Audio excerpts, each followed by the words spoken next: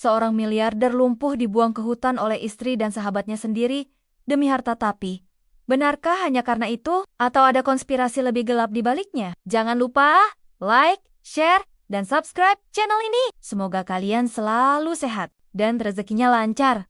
Komen amin ya. Tonton sampai akhir. Karena ending Nia bikin merinding. Tubuh itu tergeletak kaku di atas tanah lembab. Dedaunan kering menempel di wajahnya dan darah mengering di pelipis kirinya. Burung-burung malam masih bersahut-sahutan, seolah menyambut kehadiran asing yang dibuang begitu saja ke jantung hutan. Yuda Prasetyo membuka matanya perlahan. Pandangannya kabur. Langit terlihat seperti kanvas gelap dengan taburan bintang yang berpendar remang. Sakit. Seluruh tubuhnya nyeri luar biasa, terutama bagian punggung dan kaki. Ia mencoba bergerak, namun tak bisa. Kaki-kakinya seolah bukan miliknya lagi. Di mana aku? Pikirannya kabur. Ingatan terakhir yang bisa ia jangkau hanyalah wajah istrinya, Livia, yang menatapnya dengan tatapan dingin di helikopter. Ia sempat mengira sedang dalam perjalanan ke rumah sakit untuk menjalani perawatan atas cedera tulang belakang yang dialaminya 2 bulan lalu. Tapi kenyataan justru membekapnya lebih perih dari luka fisik itu. Maafkan aku, Mas. Suara Livia terngiang datar, tanpa getar air mata.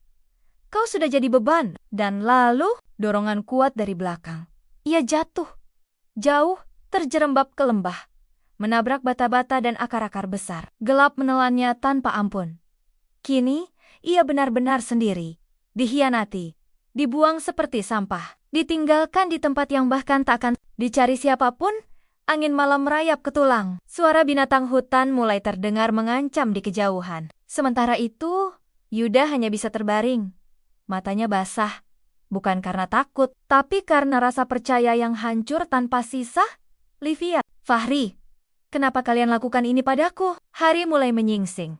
Tapi hutan tetap terasa mencekam. Suara jangkrik digantikan dengan nyanyian burung liar. Kabut tipis menggantung di antara batang pohon tinggi. Sinar matahari menembus celah dedaunan, membentuk garis-garis cahaya yang menyentuh wajah Yuda. Suara langkah kecil terdengar mendekat. Pak, suara itu lirih, penuh hati-hati. Pak, Bapak masih hidup? Yuda mengerjap. Sosok kecil itu muncul dari semak, mengenakan baju kumal, celana yang sudah kedodoran, dan sandal jepit yang hanya tinggal sebelah. Anak itu tampak tak lebih dari 12 tahun. Rambutnya berantakan, matanya besar dan jernih. Pak, Bapak bisa dengar saya? Yuda mencoba membuka mulut. Tetapi suara yang keluar hanya desahan serak. Bocah itu mendekat, meletakkan tangan kecilnya di dahi Yuda. Demam, gumamnya. Saya harus bawa Bapak ke gubuk. Jangan. Lirih Yuda dengan sisa tenaganya. Bahaya. Enggak, Pak. Bapak nggak boleh mati. Saya nggak bisa tinggal diam. Tanpa menunggu persetujuan, bocah itu menarik batang kayu panjang dari semak dan membuat semacam tandu darurat dari ranting dan ikat pinggang yang ia kenakan. Ia mungkin kecil, tapi tangannya sigap. Raut wajahnya serius, lebih dewasa dari usianya. Beberapa saat kemudian, Yuda sudah diikat rapi di tandu dan mulai diseret perlahan oleh anak itu melewati akar-akar pohon dan semak berduri. Butuh hampir 1 jam hingga mereka sampai di sebuah gubuk kecil beratapkan daun rumbia dan berdinding anyaman bambu. Di sekelilingnya tumbuh tanaman obat dan isi sisa kayu bakar. Gubuk itu nyaris tak layak huni, tapi anak itu tinggal di sana seperti rumah. Sejati, nama bocah itu adalah Nara. Ia tinggal sendiri sejak kedua orang tuanya meninggal karena tanah longsor 2 tahun lalu. Sejak itu, ia hidup mengandalkan hasil hutan, berburu kecil-kecilan, dan sesekali menjual kayu bakar ke desa yang cukup jauh.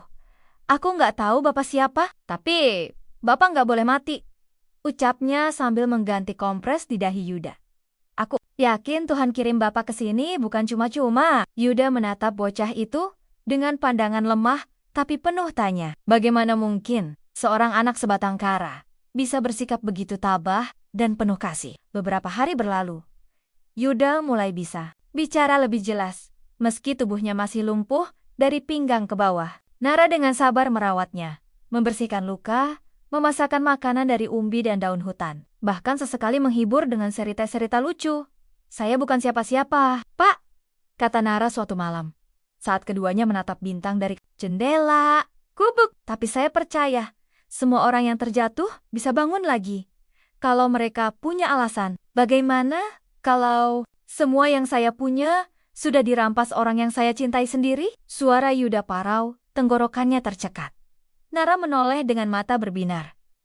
Kalau begitu, mari kita rebut kembali, Pak. Untuk pertama kalinya, Yuda merasa hatinya bergetar. Ada sesuatu dalam suara anak itu, harapan yang tulus, keteguhan yang bersinar dalam gelap, dan di saat yang sama, jauh di kota, Livia dan Fahri sedang merayakan keberhasilan mereka. Tak satu pun dari mereka menyadari bahwa yang mereka buang sedang dipulihkan oleh tangan kecil yang kelak akan menjungkir balikan segalanya. Hari-hari berlalu pelan seperti tetesan embun di pagi hutan. Tak ada suara klakson, tak ada riuh kantor, atau lantai bursa saham. Hanya suara dedaunan yang digoyang angin, cicit burung, dan kadang lolongan serigala dari kejauhan saat malam tiba. Yuda kini terbiasa dengan lenggit-lenggit anyaman bambu di atas kepalanya. Di sanalah ia terbaring, memandangi waktu berjalan tanpa bisa mengejarnya. Namun, meski tubuhnya belum pulih, pikirannya perlahan mulai jernih. Setiap malam, ia merekam ulang kejadian demi kejadian tatapan Livia yang dulu penuh cinta, tapi berubah menjadi kosong. Suara Fahri yang dulu bersahabat, tapi kini seperti pisau yang menusuk tanpa ampun. 15 tahun, aku salah memilih orang. Bisiknya lirih, menatap atap yang kini penuh sarang laba-laba. Nara, panggilnya pelan. Anak itu segera masuk membawa mangkuk kayu berisi bubur jagung dan daun kelor yang ditumbuk halus. Iya Pak, jawab Nara sambil tersenyum. Hari ini saya tambahkan garam dari laut. Saya tukar kemarin di dusun bawah. Yuda mencoba mengangkat tangannya, menyambut mangkuk itu. Tangannya gemetar, tapi Nara sigap menopang. Terima kasih nak, kalau tidak ada kamu, mungkin aku sudah mati entah di mana. Nara tersenyum kecil, tapi matanya menyiratkan sesuatu yang lebih dalam dari usianya. Saya hanya melakukan apa yang ayah saya ajarkan. Jangan pernah biarkan orang mati sendirian di tengah hutan. Yuda terdiam sejenak. Baru kali ini anak itu menyebut ayahnya. Boleh aku tahu, siapa orang tuamu? Tanya Yuda hati-hati. Nara meletakkan mangkuk di samping ranjang dan duduk bersila di lantai bambu. Ayah saya, namanya Bima. Kami dulu tinggal di rumah kayu dekat air terjun, tapi 2 tahun lalu, longsor datang saat hujan besar. Saya selamat, karena malam itu tidur di gubuk kecil dekat ladang. Ibu dan ayah hilang ditelan tanah. Yuda menghela napas. Nama Bima terasa akrab, tapi pikirannya belum mampu menyambung kepingan yang tepat. Kamu hebat, Nara. Bisa bertahan sendiri di tempat seperti ini. Anak seumurmu seharusnya sekolah, bermain, punya teman, bukan mengurus orang tua lumpuh seperti aku. Nara tersenyum lagi, kali ini lebih lebar. Saya anggap bapak teman saya, dan sekolah saya adalah hutan ini. Guru saya, ya, pengalaman. Kata-kata itu menampar lembut hati Yuda. Anak ini telah kehilangan segalanya, tapi masih mampu memberi. Sementara ia yang punya segalanya, dulu justru dikhianati oleh mereka yang diberinya semua. Malam itu hujan turun deras. Gubuk kecil mereka bocor di beberapa sudut. Nara mengisi ember kaleng dengan air hujan sambil menyanyikan lagu kecil. Yuda tak bisa tidur, pikirannya tak tenang. Nara, panggilnya dari ranjang. Kamu bilang, ayahmu namanya Bima. Nara mengangguk, memeras ujung sarung yang basah. Bima Darmawan? Nara menoleh cepat. Matanya melebar. Iya, Bapak kenal ayah saya? Yuda terdiam. Dada kirinya berdegup pelan tapi dalam. Bima Darmawan. Nama itu adalah nama lama. 2 dekade lalu. Ia pernah menjadi rekan bisnis pertamanya. Orang jujur, cerdas, dan penuh idealisme. Tapi Bima tiba-tiba menghilang setelah terjadi kericuhan dalam proyek tambang yang mereka kelola di wilayah timur. Sempat terdengar kabar bahwa Bima melarikan diri karena difitnah terlibat korupsi. Tapi udah tahu, saat itu ada tekanan dari pihak luar, pemodal gelap, dan pihak ketiga yang ingin mengambil alih proyek. Kau anak dari orang baik, Nara, ujar Yuda perlahan. Ayahmu pernah jadi partner kerjaku. Bahkan lebih dari itu, kami pernah saling menyelamatkan nyawa. Nara terdiam lama, hujan semakin deras. Mungkin ini bukan kebetulan, Pak, katanya akhirnya. Saya temukan Bapak di bawah pohon, di tempat yang sama. Dulu ayah ajari saya membuat perangkap burung. Kau percaya Tuhan sedang atur semua ini? Nara menatap mata Yuda dengan keteguhan yang belum pernah ia lihat pada siapapun. Saya percaya, saya ditinggal hidup karena masih ada tugas. Dan saya yakin, menyelamatkan Bapak salah satunya. Pagi menjelang, udara masih basah oleh embun dan sisa hujan malam. Di luar, matahari muncul perlahan di balik kabut tebal. Yuda duduk bersandar. Untuk pertama kalinya, ia mencoba menggoyangkan jari kakinya. Sedikit, hanya sedikit. Tapi ia bisa merasakannya. Nara tersenyum saat melihat wajah pria itu cerah. Bapak bisa rasain sesuatu? Ya, sedikit mungkin. Ada harapan untuk sembuh. Kalau gitu, kita harus mulai latihan. Bapak harus bangkit. Yuda menatap Nara. Anak ini bukan sekadar penyelamat. Ia cahaya di tengah gelap. Ia harapan dalam bentuk paling murni. Dan, jauh di ibu kota, Fahri duduk di kursi kulit di ruang kerja yang dulu milik Yuda. Ia menerima laporan dari orang kepercayaannya bahwa jenazah Yuda belum ditemukan. Wajahnya berubah murung. Pastikan dia tak pernah muncul lagi. Atau semuanya habis? Ucapnya dingin. Namun tak ada yang tahu bahwa benih kebenaran telah tumbuh di sebuah gubuk kecil di tengah hutan, dibesarkan oleh tangan kecil yang bernama Nara. Langit pagi itu pucat, seakan ikut menyimpan luka yang belum sembuh. Suara tonggeret terdengar lebih nyaring dari biasanya. Udara dingin menembus sela-sela bilik bambu.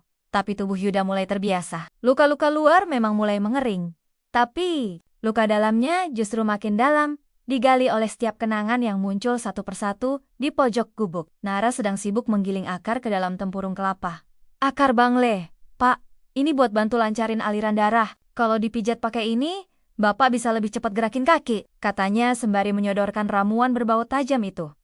Yuda tersenyum. Tangan kecil itu begitu cekatan, seolah tak pernah lelah merawat. Hatinya tersentuh lagi dan lagi. Ayahmu ngajarin semua ini? Nara mengangguk. Dulu ayah pernah kerja sama seorang tabib, katanya. Ilmu paling penting bukan dari sekolah, tapi dari menyelamatkan hidup orang.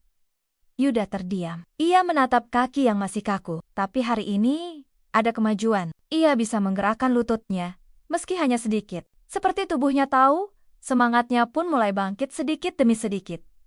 Nara, ujar Yuda pelan.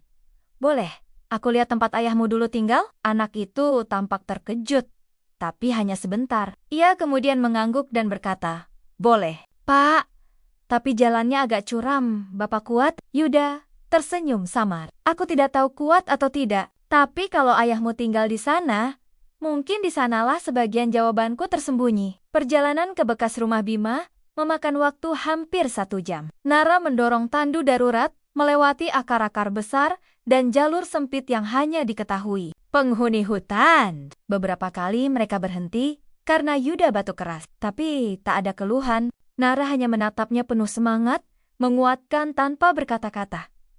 Akhirnya, mereka tiba.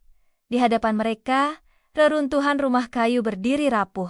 Separuh roboh dimakan usia dan bencana. Tapi di antara puing dan rumput liar, masih tersisa pondasi. Batu, bekas tungku, dan kotak besi kecil yang terkubur separuh. Dulu itu tempat ayah simpan dokumen penting, ujar Nara.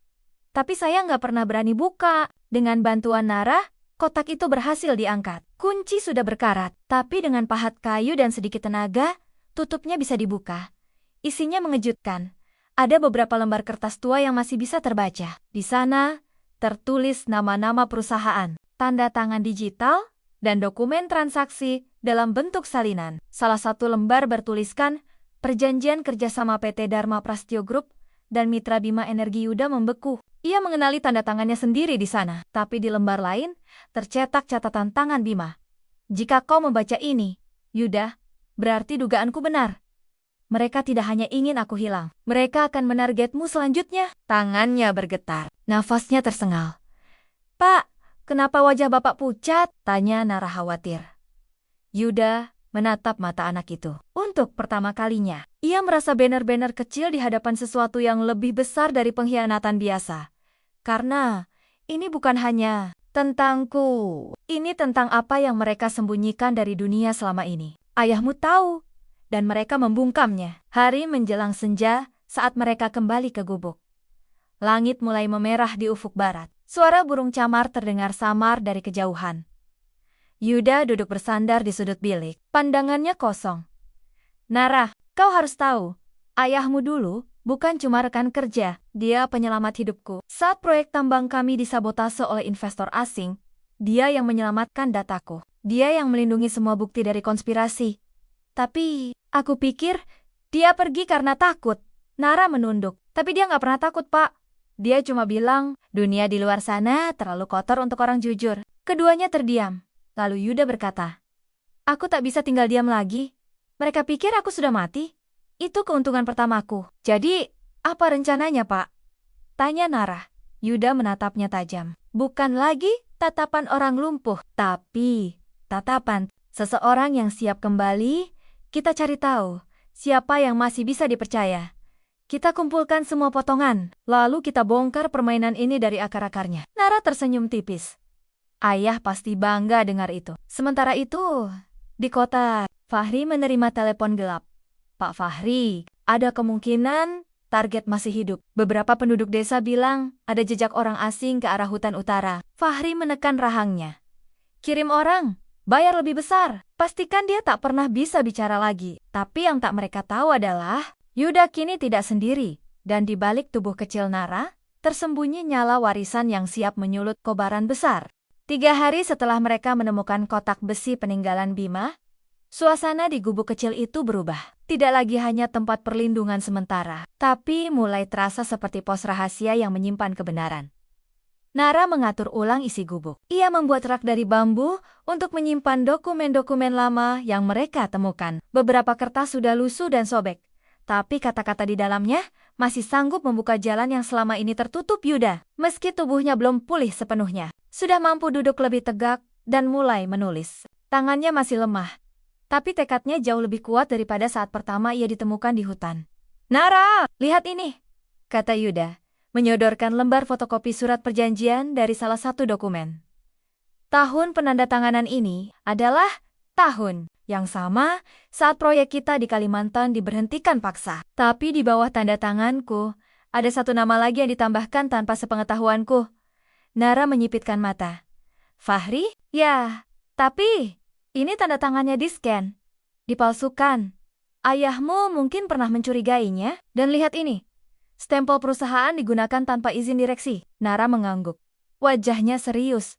Berarti selama ini ayah coba lindungi dokumen. Ini bukan hanya itu. Aku mulai yakin ayahmu tahu lebih banyak dari yang pernah kubayangkan. Yuda menyandarkan kepalanya, mengatur napas.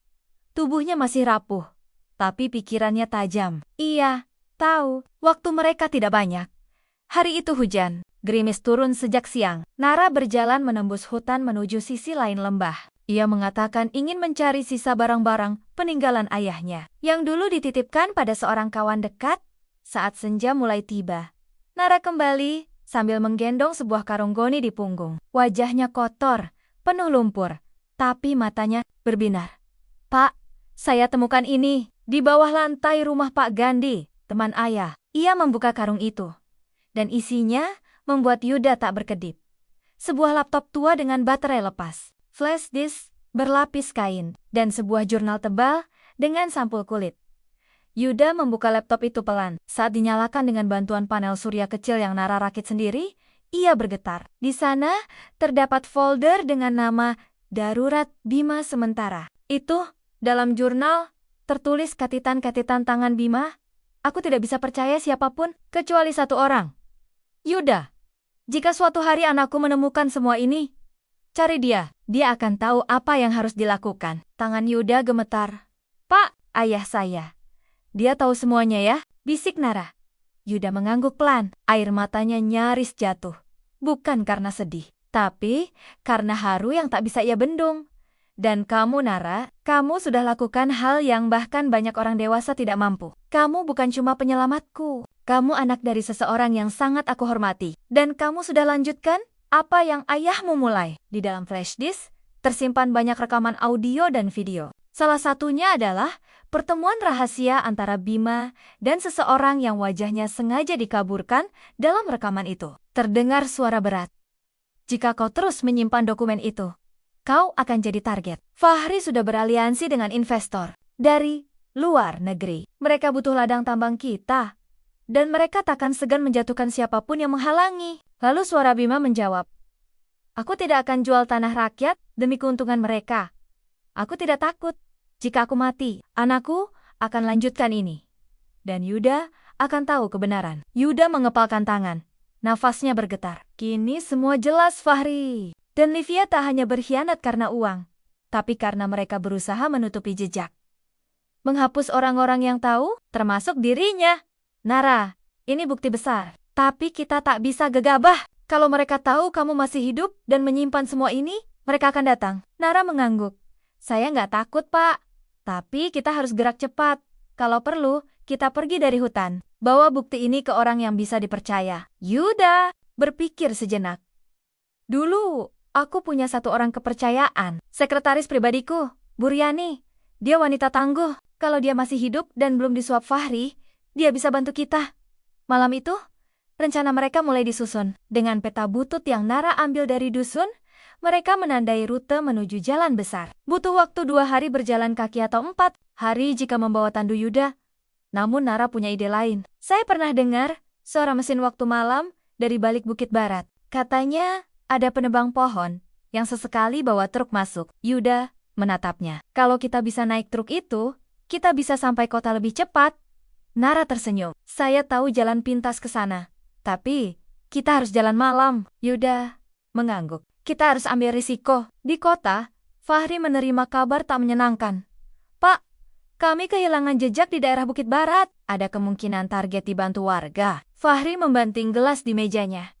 Jangan beri kesempatan mereka hidup. Saya tak peduli siapapun yang terlibat. Pastikan mereka tak pernah keluar dari hutan itu. Dan malam itu juga, beberapa pria bayaran menyusuri hutan dengan senjata lengkap. Tapi mereka tak tahu bahwa anak kecil bernama Nara telah lebih dulu membaca arah angin dan lelaki lumpuh yang mereka kira mati. Kini membawa api di dadanya. Api yang siap membakar semua kebusukan yang disembunyikan terlalu lama. Angin malam menusuk kulit, membawa suara dedaunan dan binatang hutan yang tak henti bergema. Tapi di antara semua suara itu, satu hal yang paling terasa detak jantung Yuda yang semakin cepat. Ia terbaring di tandu darurat buatan Nara. Di atasnya, terpasang terpal dari daun lebar yang diikat kuat dengan tali rotan. Nara mendorong perlahan, memastikan tak ada suara mencurigakan. Di belakang mereka, jalan tanah hanya menyisakan jejak roda kayu dan langkah kecil. Mereka harus pergi, sekarang atau tidak sama sekali. Nara, kau yakin ini aman? Bisik Yuda, pelan.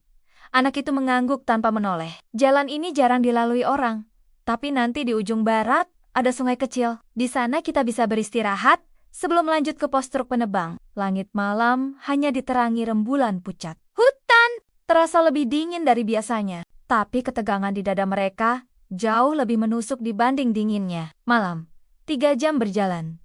Tandu berguncang melewati akar besar dan jalan berbatu. Beberapa kali, Nara hampir terpeleset, tapi ia tak mengeluh. Tak ada keluh, tak ada ragu. Hanya napas cepat dan mata yang terus awas memandang gelap. Hingga akhirnya, mereka tiba di tepian sungai kecil yang tenang. Di sana, Nara menghentikan tandu dan duduk. Ia mengeluarkan air minum dari tempurung dan memberikan pada Yuda. Minum dulu. Pak. Yuda meminumnya perlahan. Kamu yakin kuat jalan sejauh ini sendirian? Saya terbiasa, Pak. Kalau dulu bisa hidup sendiri 2 tahun di sini, sekarang apalagi? Yuda tersenyum tipis. Kalau bukan kamu yang temukan aku dulu, mungkin aku sudah jadi bangkai. Tapi sekarang, aku malah jadi bagian dari sesuatu yang lebih besar. Nara menunduk. Saya nggak ngerti soal bisnis, Pak.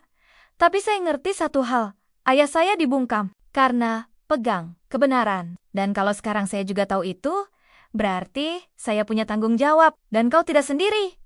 Jawab Yuda cepat. Kita jalani ini sama-sama. Di tempat lain, sekitar 2 kilometer dari lokasi mereka beristirahat, sekelompok pria bersenjata menyusuri jalan tanah dengan senter dan alat pelacak panas. Salah satu dari mereka, pria bermata sipit dan kepala pelontos, menunjukkan layar tablet di depan.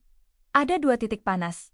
Satu dewasa, satu kecil. Bisa jadi mereka, komandan mereka, Pria bertubuh besar dengan kalung tengkorak kayu di lehernya. Memberi aba-aba dengan isyarat tangan. Jangan bunuh dulu. Fahri mau pastikan. Tapi kalau melawan selesaikan, langkah kaki mereka menembus semak. Hutan yang selama ini jadi pelindung Yuda dan Nara. Kini menjadi panggung perburuan. Fajar mulai merayap. Nara berdiri dan menyipitkan mata ke arah timur. Pak, kita harus lanjut. Truk biasanya lewat sekitar pagi. Kalau kita telat, harus tunggu besok. Mereka pun kembali bergerak. Jalan makin sempit. Kali ini Nara tidak hanya mendorong, tapi kadang menarik tandu menanjak dengan tali di pinggang. Tubuh kecil itu melawan gravitasi, rasa sakit, dan waktu. Dan saat mereka sampai di puncak bukit kecil, di hadapan mereka terbentang jalan tanah jalur truk kayu. Nara, kita berhasil? Tanya Yuda. Napasnya berat. Nara mengangguk sambil menahan air mata. Tinggal tunggu truk lewat. Tapi belum sempat mereka bersandar, suara dari belakang mengejutkan keduanya. Berhenti, jangan bergerak.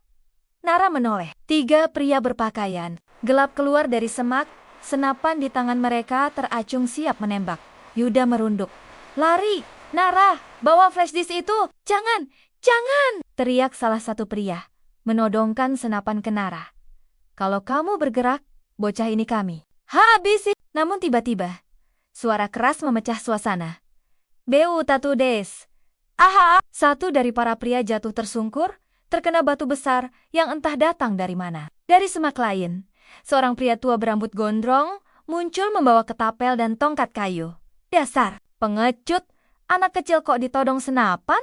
Nara terkejut. Pamenggenji. Pria itu teman mendiang ayah Nara bergegas maju dan menghantam pria kedua dengan tongkatnya. Sementara Nara mendorong tandu Yuda secepat mungkin menuruni jalur. Tanah, tembakan, melesat. Daun-daun beterbangan. Tapi mereka terus lari saat matahari muncul dari balik pepohonan. Truk besar bermuatan kayu mulai merayap dari arah utara. Sopirnya paksa menghentikan kendaraan saat melihat bocah kecil melambai dari kejauhan sambil menarik tandu yang nyaris terbalik. Pak, tolong, ada orang mau bunuh kami. Pak Salim membuka pintu dan melompat turun. Saat melihat Yuda dalam kondisi luka dan lumpuh, serta wajah ketakutan Nara, ia tak bertanya banyak. Masuk, cepat, di sini nggak aman. Dengan tenaga tersisa, Nara membantu mengangkat Yuda ke belakang truk. Pak Salim menutup bak belakang dan segera menancap gas, meninggalkan debu dan jalanan tanah di belakang mereka. Di belakang, terdengar suara teriakan marah, tapi mereka sudah menjauh. Di dalam truk, Yuda menggenggam tangan Nara. Kamu, luar biasa. Tanpa kamu, semua ini tidak akan pernah sampai ke sini. Nara tersenyum, peluh membasahi wajahnya, tapi matanya berbinar. Kita belum selesai, Pak. Baru mulai, dan jauh di ibu kota. Sebuah notifikasi masuk ke ponsel milik Buriani Mantan, sekretaris pribadi Yuda, pesan penting. Kirim lokasi. Aku butuh bantuannya. YP wanita itu menatap layar. Jemarinya gemetar. Lalu dengan cepat, ia menekan tombol balas. Kau masih hidup? Di mana kamu, Pak Yuda? Saya siap bantu. Langit Jakarta masih berwarna kelabu saat mobil van tua berhenti di ujung gang kecil di daerah Rawamangun. Nara membantu menurunkan Yuda dari kursi penumpang belakang. Tubuh pria itu masih lemah, tapi sorot matanya tak lagi redup. Di depan mereka, sebuah pagar besi kecil terbuka. Seorang wanita parubaya dengan kacamata bulat keluar tergesa. Rambutnya digelung rapi, wajahnya penuh keterkejutan dan air mata tertahan. Pak, Yuda! Yuda mengangguk pelan. Buriani, saya butuh bantuannya. Wanita itu langsung memeluknya tanpa kata. Tangan yang dulu sibuk menyusun laporan dan dokumen perusahaan kini bergetar karena rasa haru dan kemarahan yang bercampur aduk. Astaga, semua orang bilang Bapak mati. Saya disingkirkan. Semua aset dibekukan. Bahkan karyawan lama tak ada yang berani bicara. Yuda memejamkan mata. Fahri, dia dan Livia, mereka lakukan ini semua. Di dalam rumah sederhana itu, Nara duduk di dekat meja makan, memperhatikan dengan saksama saat Bu Riani membuka laptop lamanya dan menyambungkan flash disk dari Yuda.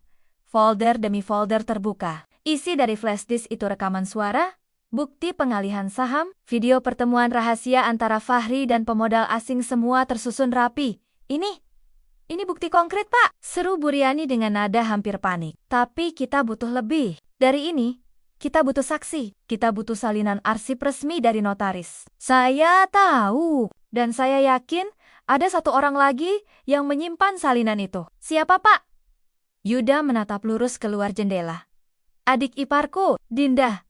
Dia pernah curiga pada Livia dan sempat menyimpan dokumen penting dari kantor sebelum semuanya dibekukan. Tapi dia hilang kontak setelah aku menghilang. Nara angkat bicara. Apa kita bisa cari dia, Pak? Yuda mengangguk. Kita harus. Tanpa itu, semua bukti ini hanya bisa menyudutkan Fahri, tapi belum cukup untuk menjatuhkannya secara hukum. Sementara itu, di lantai atas kantor pusat PT Prasetyo Internasional, Fahri berdiri dengan wajah tegang. Seorang pria berpakaian rapi menyerahkan selembar kertas laporan. Bos, satu akun lama atas nama Riani kembali aktif. Dia membuka file backup darurat dengan IP lokasi di Jakarta Timur. Wajah Fahri berubah dingin. Yuda, belum mati. Ia melemparkan gelas ke dinding. Bunuh mereka semua. Riani, anak kecil itu. Dan kalau Yuda benar hidup, aku sendiri yang akan habisi dia. Malam itu, Nara tertidur di sofa kecil. Tubuh mungilnya meringkuk dalam jaket tua yang kebesaran. Bu Riani menyelimuti bocah itu sambil tersenyum. Lalu ia kembali ke meja kerja dan menatap Yuda. Bapak belum jawab satu pertanyaan saya, ujarnya pelan. Yuda menoleh. Kenapa Bapak masih percaya? Setelah semua ini, pria itu menghela napas panjang. Karena kalau aku mati waktu itu, dan anak itu tak menemukanku, maka semua yang kubangun hanya akan jadi kenangan hampa. Dan Nara, dia bukan anak biasa. Dia warisan dari sahabatku, yang sudah lama dianggap pengkhianat. Tapi kini, anak itu bawa nyawa baru untuk semua yang pernah kami perjuangkan. Bu Riani mengangguk perlahan. Baik, Pak. Saya siap bantu sampai akhir. Pagi harinya, berita mulai beredar diam-diam. Sebuah akun anonim di media sosial membagikan foto, dokumen perusahaan dan video Fahri sedang menerima uang dari seorang pria asing. Komentar publik mulai menggeliat, meski banyak yang menganggap hoax. Beberapa mantan pegawai mulai menyuarakan pengalaman pahit mereka. Di sisi lain, Fahri panik. Telusuri akun itu, bakar semua jaringan. Saya tidak mau satupun bukti itu muncul di pengadilan. Namun yang tak ia tahu, akun itu dibuat oleh Nara. Bocah 12 tahun yang diam-diam belajar membuat VPN dari ponsel lama milik Bu Riani.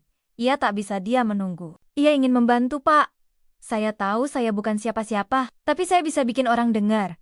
Kalau mereka tahu nama Bapak, mereka akan ingat. Yuda menatapnya. Nama saya bukan yang penting, Nara. Tapi, apa yang kita perjuangkan? Itu. Seorang pengantar barang datang ke rumah Bu Riani. Ia menyerahkan sebuah amplop besar tanpa pengirim. Di dalamnya, ada flash disk Simandak kedua dan catatan tangan. Aku tahu kalian akan datang padaku. Aku tak bisa muncul ke publik. Tapi ini salinan asli dari akta kepemilikan saham yang dipalsukan Fahri, Dek. Yuda menggenggam catatan itu erat. Dinda masih hidup. Dan dia masih percaya padaku. Namun malam itu juga, bahaya semakin dekat. 3 orang berpakaian preman menyusup ke gang kecil tempat Bu Riani tinggal. Salah satunya memegang pisau, yang lain membawa bensin.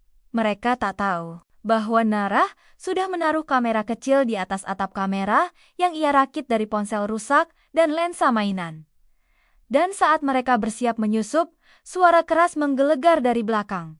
Berhenti! Angkat tangan kalian! Beberapa aparat berseragam. Preman keluar dari mobil hitam. Di depan mereka berdiri seorang pria yang selama ini jadi bayang-bayang. Kompol Teguh, sahabat lama Yuda yang dulu pernah diselamatkan saat penyidikan korupsi tambang. Yuda menelponnya hanya 2 jam sebelumnya. Yuda, tanya Teguh sambil menatapnya di balik kacamata. Astaga, kau hidup. Belum utuh, tapi cukup untuk melawan balik. Puncak konflik mulai memanas. Musuh tahu Yuda hidup. Bukti sudah di tangan. Dukungan mulai muncul diam-diam dari orang-orang lama. Tapi bahaya pun mengintai dari segala arah.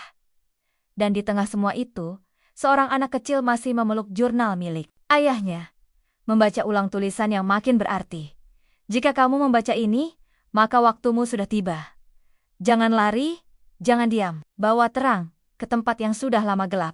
Pagi itu, Jakarta seperti tak tahu bahwa badai sedang menuju pusatnya. Jalan-jalan ramai seperti biasa. Orang-orang bergegas ke kantor. Warung kopi penuh dengan suara tawa. Tapi di sebuah apartemen kecil di pinggiran Menteng, strategi besar sedang disusun oleh tangan-tangan kecil yang tersisa dari sebuah kerajaan yang hampir runtuh.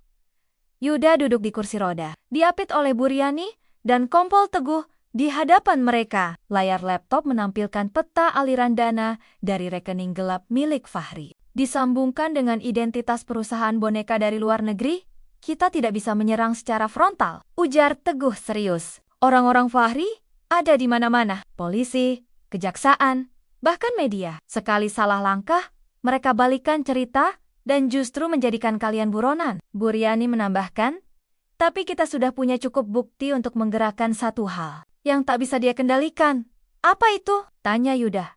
Opini publik, jawab Riyani.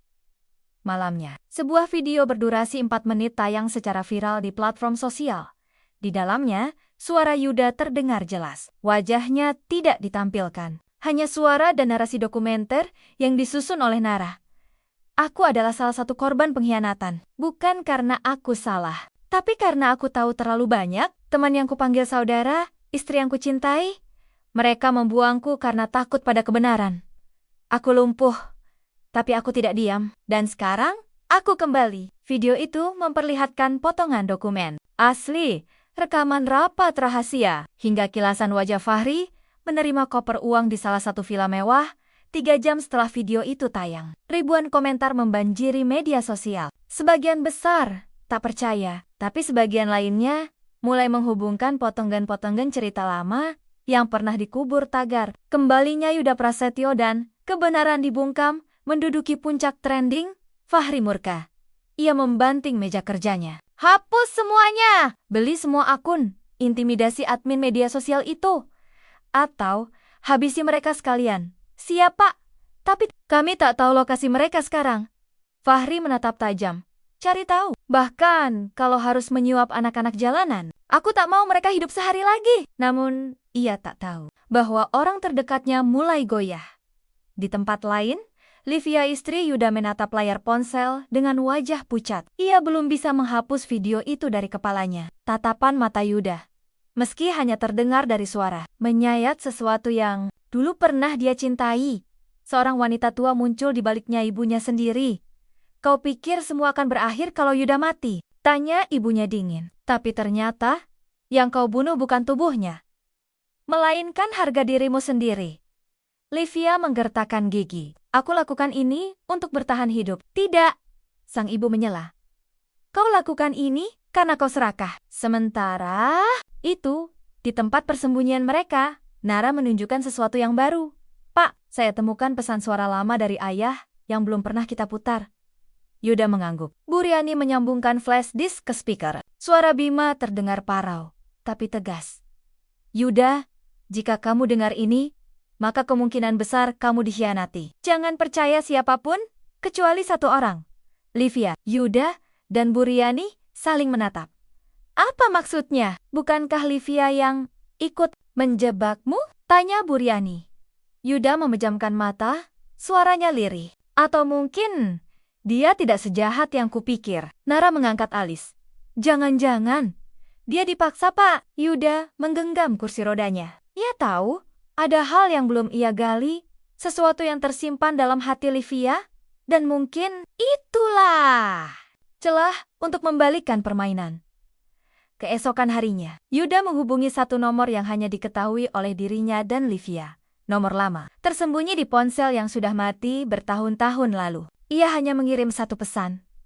Aku tidak ingin menuntut. Aku hanya ingin tahu, masihkah kau simpan hati? Liv, 2 jam berlalu, tak ada balasan. Namun malamnya, pintu apartemen diketuk. Buryani mengintip dari lubang pintu, dan terkejut, Livia berdiri di luar, tanpa makeup, dengan mata sembab, dan pakaian lusuh. Ia datang sendirian. Yuda, aku ingin bicara. Percakapan mereka sunyi. Tak ada air mata, hanya 2 jiwa yang saling terluka. Aku tidak akan minta maaf, karena kau tidak akan bisa menerima, kata Livia pelan. Tapi aku bisa berikan sesuatu yang hanya aku punya. Ia membuka tas tangan dan mengeluarkan satu kunci kecil. Ini brankas rahasia Fahri. Di dalamnya, semua data transaksi, pertemuan, dan bahkan kontrak palsu. Dia percaya aku takkan pernah berkhianat. Tapi aku juga manusia. Yuda menatapnya lama. Suara dalam rekaman Bima kembali menggema di kepalanya. Percayalah, hanya satu yang tahu segalanya. Dan itu bukan musuhmu, melainkan dia yang kau cinta. Malam itu, rencana besar dirancang. Bukan lagi sekadar bertahan. Kini waktunya menyerang balik. Kompol Teguh akan mengeksekusi surat perintah penggeledahan palsu untuk menembus kantor Fahri. Dengan dukungan diam-diam dari seorang jaksa muda idealis yang diam-diam mengikuti kasus ini. Sementara itu, Nara dan Buryani akan menyebarkan dokumen asli ke 5 media nasional. Semua dirilis serentak, tidak bisa dibungkam sekaligus. Dan Yuda, ia akan muncul untuk pertama kalinya. Bukan sebagai pengusaha, tapi sebagai saksi hidup dari pengkhianatan yang gagal menumbangkannya. Bab ini ditutup dengan satu layar komputer yang terbuka di kantor pusat Fahri. Seorang pegawai gelap membaca notifikasi terbaru. Yuda Prasetyo akan tampil live besok pukul 8 malam di kanal independen Suara Kebenaran. Wajah Fahri mengeras. Aku akan datang ke siaran. Itu. Sendiri. Dan pastikan, dia tak pernah bicara lagi. Studio independen Suara Kebenaran terletak di lantai 2 ruko tua di kawasan Cikini. Tidak mewah, tidak aman, tapi cukup tersembunyi dari pantauan penguasa. Malam itu, semua terasa mencekam. Di luar studio, Kompol Teguh dan 2 anak buahnya menyamar sebagai petugas keamanan. Di dalam, peralatan seadanya disusun oleh jurnalis muda idealis yang siap mempertaruhkan kariernya demi satu siaran. Kembalinya Yuda Prasetyo. Pak, ini bukan keputusan ringan, ujar Buryani, berdiri di balik kamera. Kalau ini gagal, nyawa Bapak bisa jadi harga yang dibayar. Yuda duduk di kursi roda, pakaiannya rapi, jas abu-abu tua dengan kemeja putih. Wajahnya tampak sepuh, namun sorot matanya bersinar tajam. Ia menatap kamera, lalu menoleh ke arah Nara yang berdiri di belakang layar, menggenggam jurnal Bima. Aku tidak mau sembunyi lagi, bisik Yuda. Kalau malam ini harus jadi siaran terakhirku. Biarlah, itu jadi awal kebenaran yang tak bisa. Mereka matikan. Tanda hitungan mundur muncul di layar. 5 detik, 4, 3, 2, 1. Lampu menyala. Siaran dimulai. Assalamualaikum warahmatullahi wabarakatuh. Nama saya Yuda Prasetyo. Suara itu menghantam seperti petir di tengah malam. Saya adalah pendiri dan pemilik sah dari PT Prasetyo Internasional. Atau mungkin, seharusnya, saya katakan, mantan pemilik yang dikhianati dan dibuang seperti bangkai oleh mereka yang saya percayai. Ia mengangkat beberapa lembar dokumen di tangan. Ini adalah bukti bahwa pengalihan saham, pemalsuan dokumen, dan penggelapan dana dilakukan secara sistematis oleh Fahri dan didukung oleh orang-orang kuat yang haus kuasa. Sementara itu, di ruangan lain, Livia mengawasi siaran sambil memegang ponsel. Jemarinya gemetar. Ia tahu Fahri sedang dalam perjalanan dan ia membawa niat pembunuhan di mobil hitam yang melaju di jalan Jakarta yang basah oleh gerimis. Fahri duduk di kursi belakang, ditemani 2 pria bertubuh besar. Begitu kita sampai, matikan listriknya, bunuh semua yang ada di dalam. Jangan tinggalkan jejak, kembali ke studio.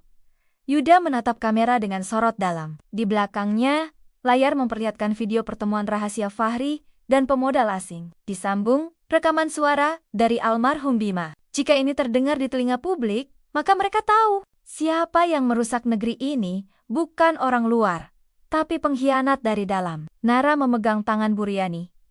Ia menahan tangis, bangga sekaligus takut. Tiba-tiba, lampu studio berkedip, jendela bergetar, Teguh yang berjaga di luar mengangkat walkie-talkie. Siaga penuh. Target kemungkinan tiba dalam 2 menit. Yuda masih bicara. Suara tenang, tapi menusuk.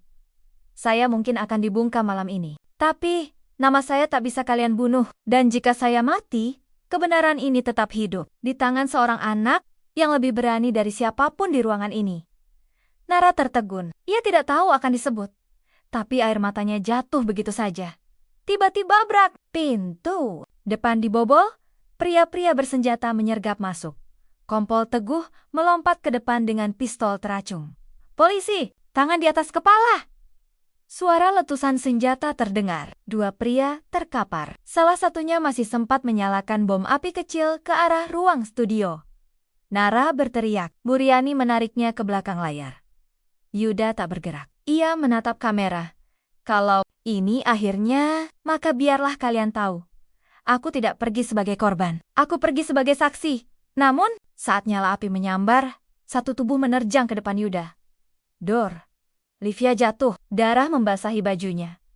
Dia datang dari pintu belakang, menjatuhkan tubuhnya di depan Yuda, menerima peluru yang ditujukan untuk suaminya, pria yang pernah ia anati, tapi juga pria yang pernah ia cintai dengan segenap jiwa. Yud, aku minta maaf. Yuda memeluk tubuhnya yang gemetar. Livia, kenapa? Karena aku tak ingin jadi pecundang selamanya. Matanya perlahan menutup. Nafas terakhirnya hilang, diiringi suara sirine yang mendekat dari luar. Polisi berseragam, lengkap masuk ke studio. Kompol Teguh mengangkat tangan. Semua sudah terekam. Siaran tetap berjalan. Video sudah tersebar ke 5 platform cadangan. Dokter dari kepolisian memeriksa Yuda dan Nara. Sementara, beberapa aparat membawa tubuh Livia yang tertutup selimut putih. Yuda menatap layar laptop yang masih menyala. Siaran belum berhenti. Ia mendekatkan wajahnya ke kamera. Kalian boleh bunuh tubuhku, tapi selama masih ada anak-anak seperti Nara, suara kebenaran tak akan pernah hilang. Malam itu, siaran ditonton oleh lebih dari 2 juta orang dalam 8 jam. Nama Yuda Prasetyo kembali menggema. Fahri ditangkap. Keesokan harinya, saat mencoba melarikan diri ke luar negeri, tapi cerita ini belum selesai. Karena, meski keadilan mulai berpihak, luka belum sembuh, dan perjuangan belum berakhir, namun satu hal pasti. Api kecil yang ditinggalkan Bima kini menyala terang di hati putranya Nara. Sudah 2 pekan berlalu sejak malam siaran berdarah itu. Wajah Jakarta tetap ramai seperti biasa, tapi ada sesuatu yang berbeda di udara.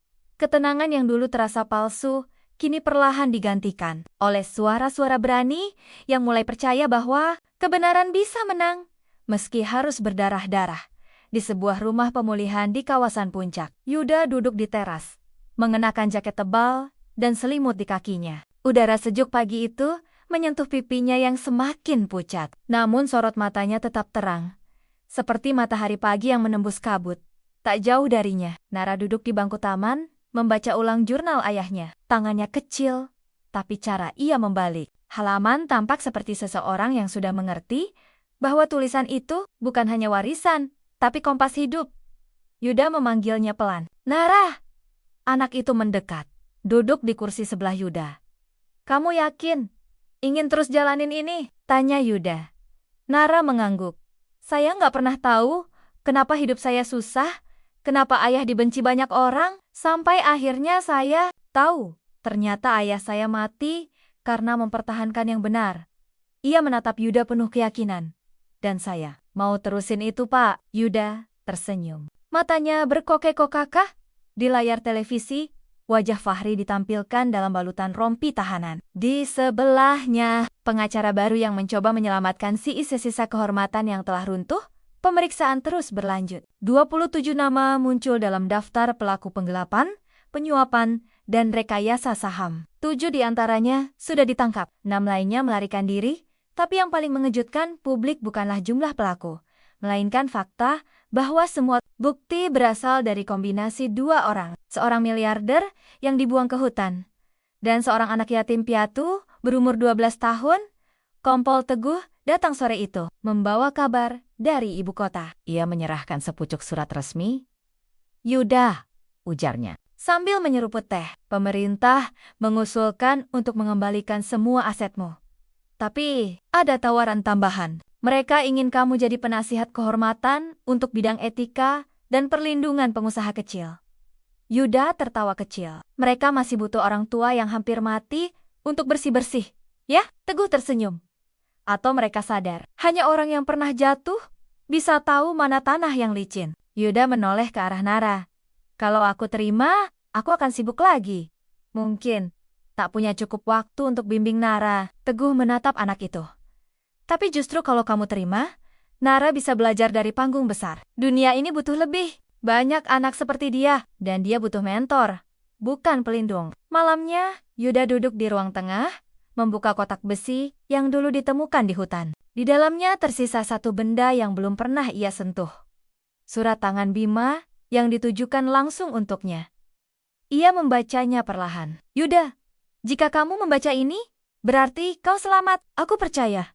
Bukan pada kekayaanmu, tapi pada hatimu. Jika kelak kau menemukan anakku, ajarkan dia satu hal.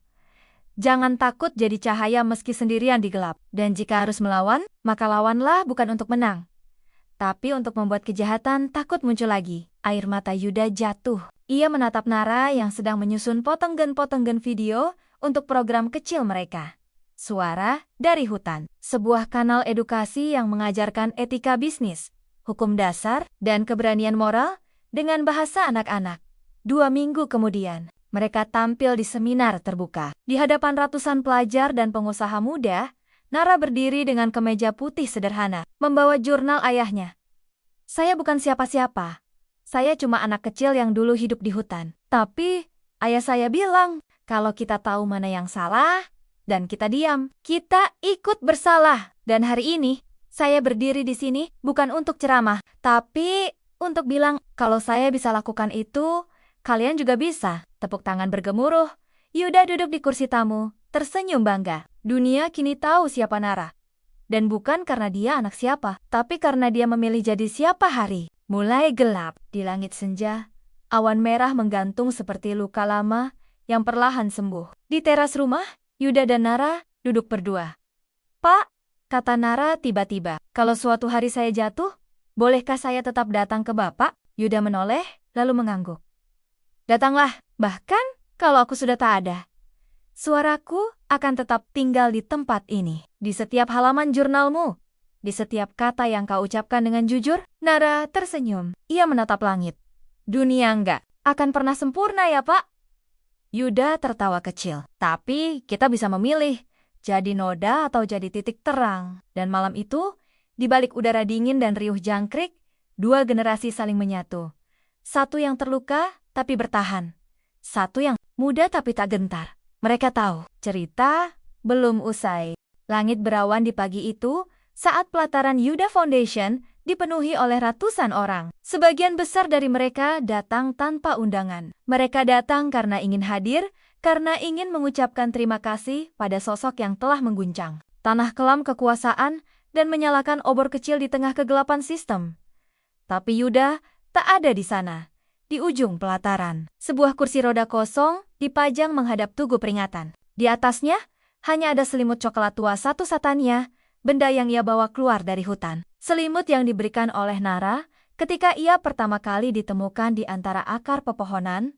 Buriani berdiri di samping kursi itu, menggenggam secari kertas pidato yang tak pernah ia baca. Di sebelahnya, Kompol Teguh berdiri dalam diam, dengan mata yang tak pernah sanggup bertemu dengan nama Yuda, yang terukir di batu peringatan. Tapi yang mencuri perhatian hari itu adalah seorang anak laki-laki yang berdiri di tengah panggung kecil, mengenakan kemeja putih dan syal abu-abu di lehernya. Nara dulu. Saya tidak tahu siapa saya, kata Nara perlahan di hadapan mikrofon. Saya cuma anak kecil di hutan, anak dari orang yang dianggap pengkhianat, hidup sendirian, tidur di gubuk, makan dari buah yang jatuh ke tanah. Tapi satu hari, saya ketemu orang yang bahkan lebih tidak berdaya dari saya. Ia menoleh ke arah kursi roda kosong. Dia lumpuh. Dia ditinggalkan. Tapi dia masih punya semangat yang lebih hidup dari siapapun yang pernah saya temui. Nara menarik napas dalam. Suaranya mulai bergetar. Tapi matanya tak berkedip. Pak Yuda pernah bilang, kebenaran itu kayak cahaya. Kecil. Tapi kalau terus dinyalakan, dia bisa bikin gelap jadi takut muncul lagi. Hari ini, kita semua ada di sini, bukan karena dia kaya, bukan karena dia pernah punya perusahaan, tapi karena dia berani jujur waktu semua orang memilih diam, dan sekarang giliran kita. Di antara hadirin, wajah-wajah asing terlihat menangis pelan. Seorang tukang parkir dari Tanah Abang, seorang ibu rumah tangga dari Depok, mahasiswa dari Yogyakarta, petani yang menempuh perjalanan belasan jam dari Sragen. Mereka semua menonton video siaran Yuda malam itu, dan hidup mereka berubah. Karena dari siaran itu, mereka belajar satu suara bisa menggoyangkan tembok kekuasaan. Dan hari itu, suara itu diteruskan. Setelah acara usai, Nara berjalan pelan menuju perpustakaan kecil di lantai 2 yayasan. Di sana, ia membuka lemari kaca dan mengambil jurnal ayahnya, yang kini sudah nyaris lepas dari jilidnya. Ia duduk di bangku kayu dan membuka halaman terakhir. yang masih kosong. Tangannya menggenggam pena, lalu mulai menulis. Hari ini aku berdiri sendiri. Tanpa ayah, tanpa Pak Yuda. Tapi aku tahu, aku tidak sendirian. Ada suara-suara di luar sana yang sedang menunggu keberanian. Dan aku akan jadi pengeras suara mereka.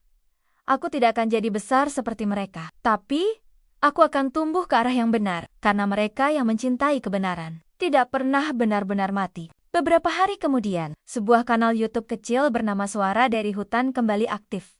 Video pertama dimulai dengan visual hutan yang sunyi, disusul suara anak laki-laki yang sudah tidak asing. Kita semua punya hutan dalam hidup kita. Tempat gelap yang membuat kita merasa sendiri, takut, dan tak dianggap. Tapi kalau kamu bisa temukan satu cahaya kecil dan kamu jaga baik-baik, kamu akan tahu.